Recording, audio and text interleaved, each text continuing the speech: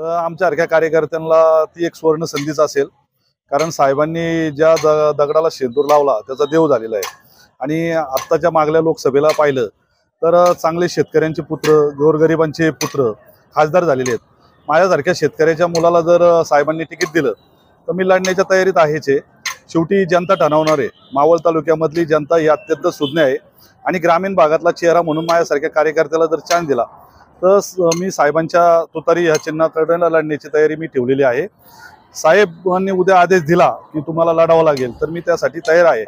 आणि युवकांना संधी देण्याचं साहेबांनी जो सांगितलंय की बा अनेक युवकांना त्या ठिकाणी संधी देणार आहे। साहेबांनी अनेक युवकांनाच आज नेते बनवलेले आहे हे आपल्याला महाराष्ट्राला अख्ख्या माहिती आहे। आणि तीच भूमिका जर अनेक मतदारसंघामध्ये घेण्यात आली तर आमच्यासारख्यांना नक्कीच संधी पुढच्या काळामध्ये भेटू शकते। साहेब कुणी काय या ठिकाणी तामाळपत्र घेऊन आलेलं नाहीये आणि त्याच्यामुळं पहिलं लोकांनी नवीन चेहरा होता म्हणून त्यांना त्या ठिकाणी संधी दिली।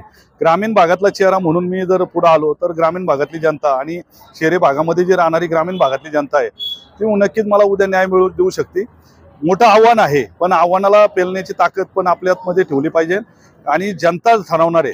म्हणजे जनतेने जर ठरवलं तर चांगल्या घरी बसवलेलं आहे। आताच्या आपण निवडणुकीमध्ये अनेक उदाहरणं पाहिलेली आहेत, ती पण मावळमध्ये होऊ शकतं। कारण साहेबांना मानणारा हा मतदारसंघ आहे। तुम्ही जर आतापर्यंत पाहिलं तर भाजपचं ठराविक मतदान आहे आणि पवार साहेबांना मानणारं हे ठराविक मतदान आहे। आणि हे मतदान माझ्या बाजूने नक्कीच साहेबांनी जर उभं केलं तर ते पडू शकतं। त्याच्यामुळे मला त्याची भीती नाही। साहेबांनी म्हणलं आणि जनता जनार्दनांनी ठरवलं तर आमदार व्हायला कुणी पण होऊ शकतं। इथं मावळामध्ये जनता सुज्ञ आहे, अनेक प्रश्न आहेत आणि ते प्रश्न घेऊन मी लोकांपर्यंत जाणार आहे।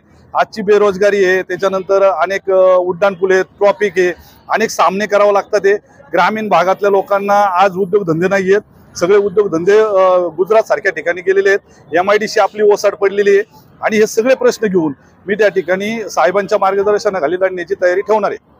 उमेदवार जर आला कसं असतं, साहेबांचा आदेश हा आम्हाला शिरसंधान आहे। साहेबांनी सांगितलं की बा आपल्याला यांना निवडून द्यायचं तर आम्ही त्यांच्या मागे उभं राहण्याची पूर्ण ताकदीने राहणार।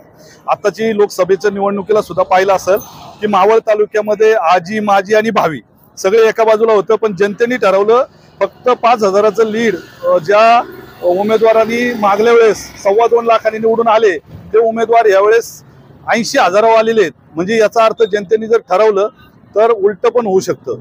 म्हणून आयात जरी उमेदवार आला किंवा आमच्याकडनं आता काय होतं माहितीये का, दादा आणि साहेब ही दोन पक्ष झालेले आहेत, पण त्यांची काही लोकांची आजही निष्ठा साहेबांवर आहे म्हणून साहेबांच्या उमेदवाराला मतदान दिलंच ना लोकांनी। मग ते कोणत्या पुढाऱ्याचं ऐकलं नाही म्हणून आयात उमेदवार म्हणता येणार नाही। ती पण साहेबांना मानणारी लोक आहेत, ती जर इकडे आली आणि काही लोकांना जर या ठिकाणी घ्यावं लागलं तर त्या ठिकाणी आम्ही ऍडजस्ट करायला पक्षाच्या वतीनं मी अध्यक्ष म्हणून तयार आहे। साहेबांनी दिलेला आदेश हा शिरसंधान असेल।